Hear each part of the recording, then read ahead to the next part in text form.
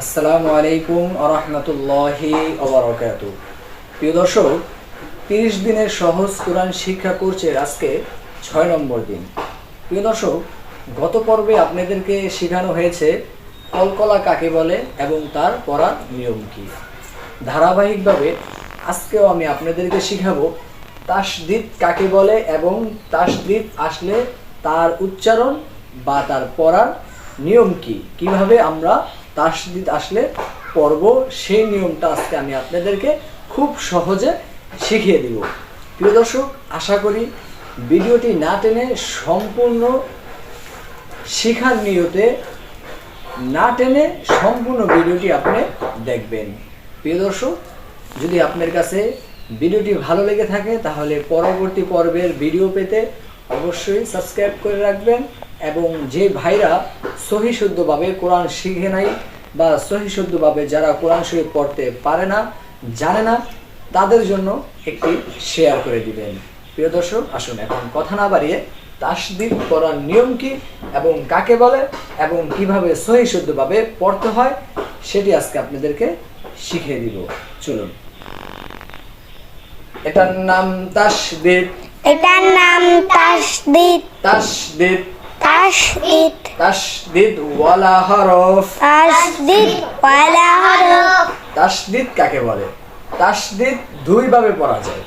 তাসদীদ কয় ভাবে পড়া যায়? দুই ভাবে পড়তে হয়। হ্যাঁ, এখন তাসদীদ কাকে বলে প্রথমে আমি আপনাদেরকে এটা শেখাবো। তাসদীদ ওয়ালা হরফ। তাসদীদ ওয়ালা হরফ। তাসদীদ ওয়ালা হরফ। তাসদীদ ওয়ালা হরফ। দুইবার পড়া যায়। দুইবার পড়া যায়। তাসদীদ কয়বার পড়া যায়? দুইবার পড়া যায়। বলেন। দুইবার পড়া যায়। তাসদীদ দুইবার পড়া যায়। কয়বার? দুইবার। দুইবার।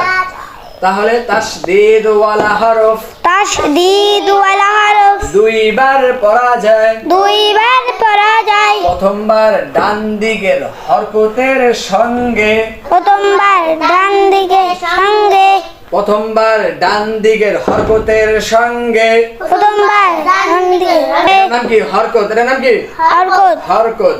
তা প্রথমবার ডান দিকের হরকতের সঙ্গে, যেমন আলিফ বা জবর আব। আলিফ বা জবর আব। আলিফ বা জবর আব।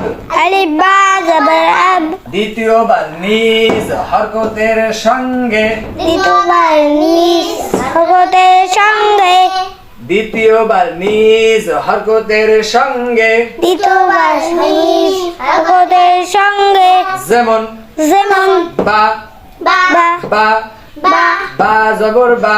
বা জবর বা। একসাথে হবে আব্বা। আব্বা।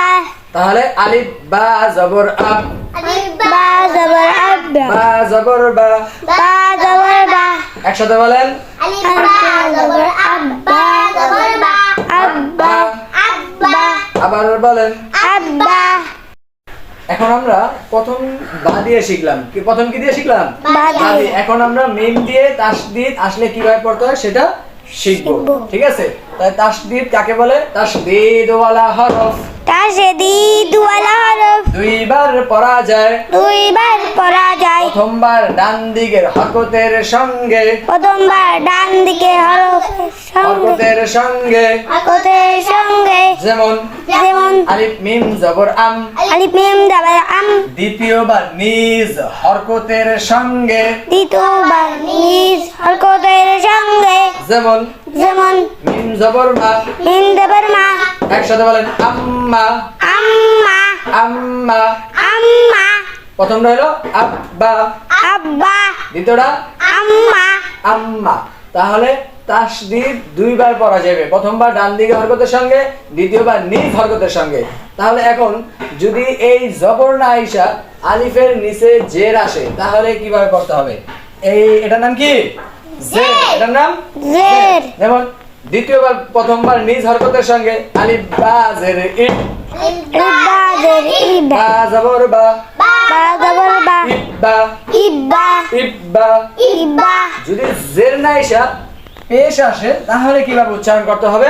তাহলে উচ্চারণ করতে হবে প্রথমবার ডান দিকে হরকতের সঙ্গে, যেমন আলিফ বা পেশ উব, আলিফ বা পেশ উব, বা জবর বা, বা জবর বা, উব বা, উব্বা, উব বা। উব্বা, একই নিয়মে যদি এখানেও জের আসে তাহলে প্রথমের হরকতের সঙ্গে আলিফ মিম জের ইম, আলিফ মিম জের ইম, মিম জবর মা, মিম জবর মা, ইম্মা। ইম্মা, যদি জের না ইসা পেশ আসে তাহলে কিভাবে উচ্চারণ হবে দেখো, তাসদীদ দুইবার পড়া যায়, প্রথমবার ডান দিকে হরকতের সঙ্গে, দ্বিতীয়বার নিজ হরকতের সঙ্গে। যেমন আলিফ মিম পেশ আলিফ মিম পেশ মিম জবর মা, মিম জবর মা, উম্মা, উম্মা, উব্বা, উব্বা, উম্মা। উম্মা। ঠিক এইভাবে 29 হরফের যে কোনো হরফ আসলে এই তাসদীদ যেভাবে পড়তে হয়, তাসদীদের সূত্র কি, তাসদীদ ওয়ালা হরফ দুইবার পড়া যায়, প্রথমবার ডান দিকে হরকতের সঙ্গে, দ্বিতীয়বার নিজ হরকতের সঙ্গে। যেমন উব আলিফ বা পেশ উব, বা জবর বা, উব্বা, আলিফ বা জবর আব, বা জবর বা, আব্বা। এই নিয়মে যেই হরফ আসুক আপনি খেয়াল করবেন তাসদীদ দুইবার পড়া যায়, প্রথমবার ডান দিকে হরকতের সঙ্গে, দ্বিতীয়বার নিজ হরকতের সঙ্গে। তাহলে আজকে আমরা কি শিখলাম, তাসদীদ কাকে বলে এবং তার পড়ার নিয়ম কি।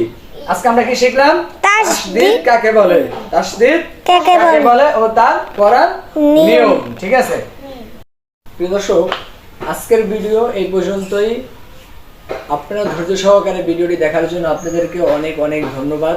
আশা করি আমি আপনাদেরকে খুব সহজেই তাসদীদ কাকে বলে এবং তার পড়ার নিয়ম কি এটি বুঝাইতে পেরেছি।